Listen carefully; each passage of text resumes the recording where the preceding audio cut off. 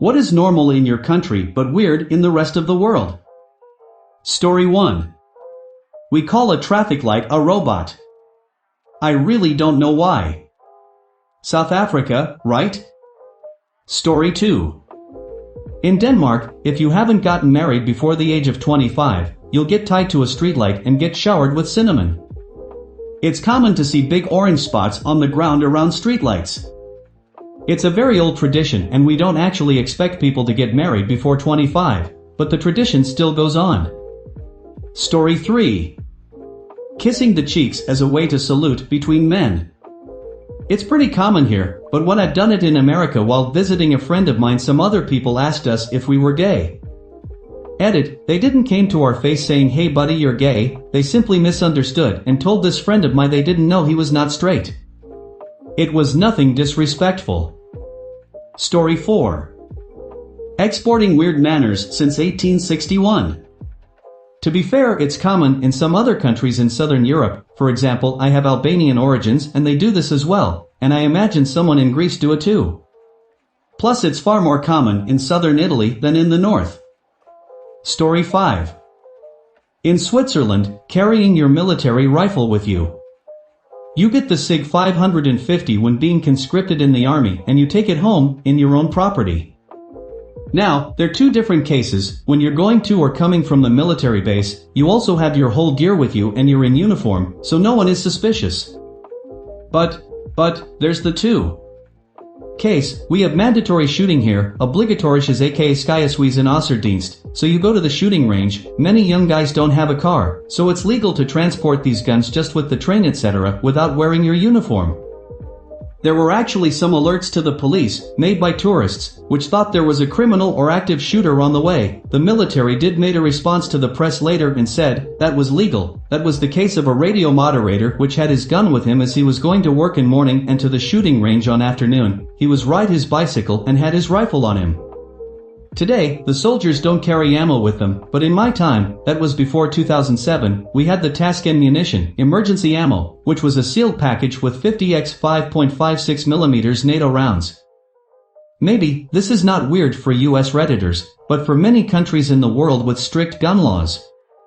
Like in Germany, a weapon have to be separated into parts, separated from ammo and always to be in a locked suitcase according to the law. Story 6. In New Zealand it is normal to be barefoot in public. In the mall, the supermarket, fast food places etc. It's even normal for kids to go to primary school barefoot. It's recognized this is unusual and has become a point of national pride for some people. Don't get me wrong, it's not like everyone is doing this, but it's a noticeable minority and would be seen on a daily basis, even in winter.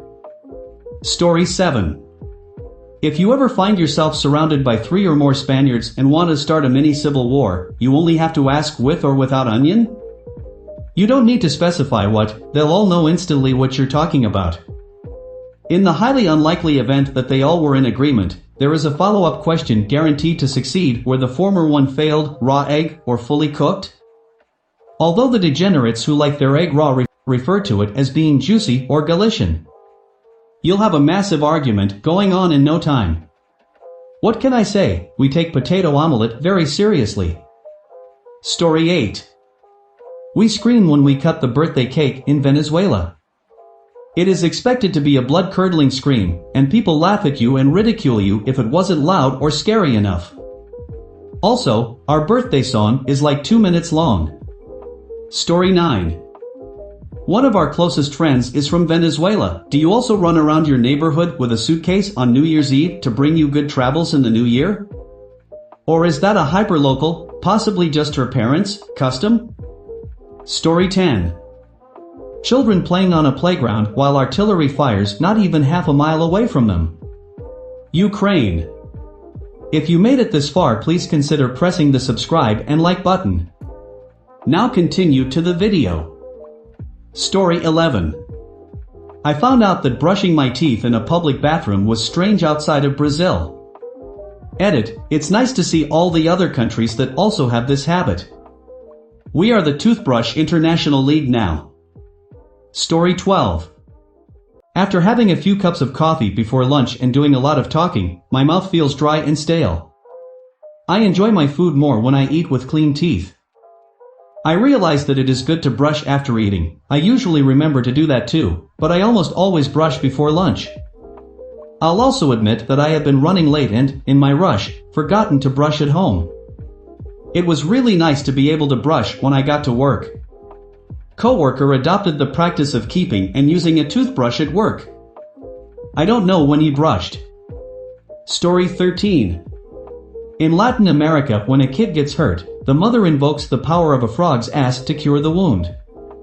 Story 14. Throwing porcelain, ceramic pots, and other things in front of the bride-to-be's house a day or two before the wedding in order to break them into shards. It is said that these shards bring luck. Anything that breaks can be thrown, except for mirrors, as breaking a mirror brings 7 years of bad luck according to superstition. Calling people out if they don't maintain eye contact when clinking glasses. It is said that people who look away will have 7 years of bad sex. Story 15. Don't get me started on France. The number of kisses and which cheek you begin with all depends on which part of the country you are living in. It's so awkward when you meet someone and you don't do it the same. Story 16. In the Netherlands, when you go to a birthday, you don't just congratulate the person who's having their birthday, but you congratulate everyone at the party with that person's birthday. It can take a while to congratulate everyone.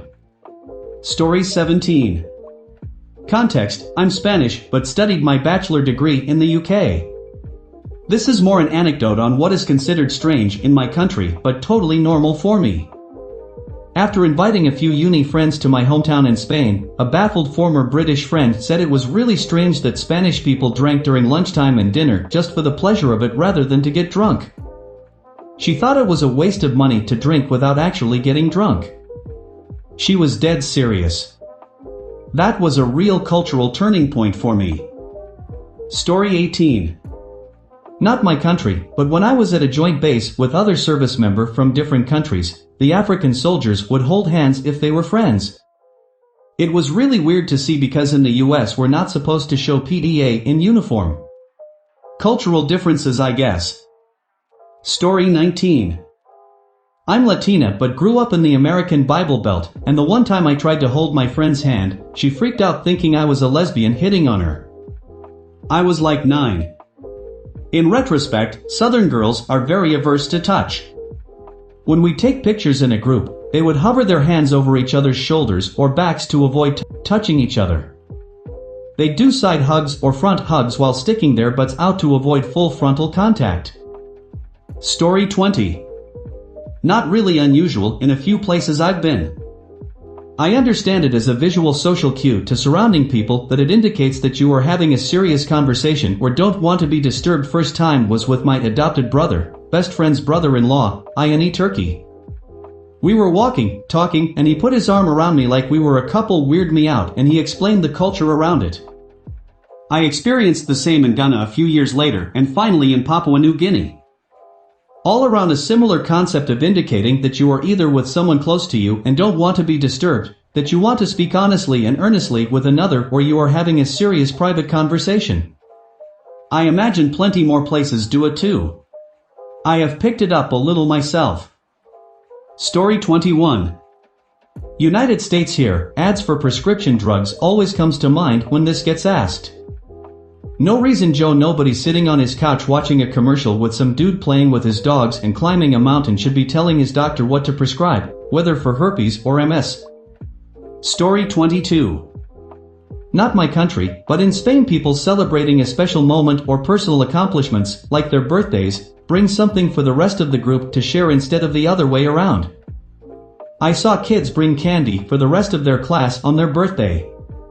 My Spanish coworker brought in a cake because their wife gave birth. I thought it was cute and a kind way to say, I hope you have a sweet moment on my special day. Edit, I'm learning that some Americans experience this in the US, which surprises me because I've never experienced it and I'm American, well, Mex-am lol. Maybe it's a regional thing? Ick. Edit 2, added and removed some things to be more specific about special moments / personal accomplishments because they don't do it for birthdays only. Story 23. Have no idea if this is common anywhere else, but in Norway talking to anyone in the public, on buses, on streets, etc., is avoided as much as possible, and we avoid strangers as much as we can. If we're on the bus, whenever a new passenger comes in, we pray to God that they don't sit next to us, because we enjoy our privacy. We want to sit alone and enjoy music / movie / staring out the window, knowing that the presence of another person is non-existent. So to speak, Norwegians were always prepared for battling COVID-19. Story 24. We make over-exaggerated versions of every international dish. Hot dogs? Put every sauce and French fry possible. Pizza?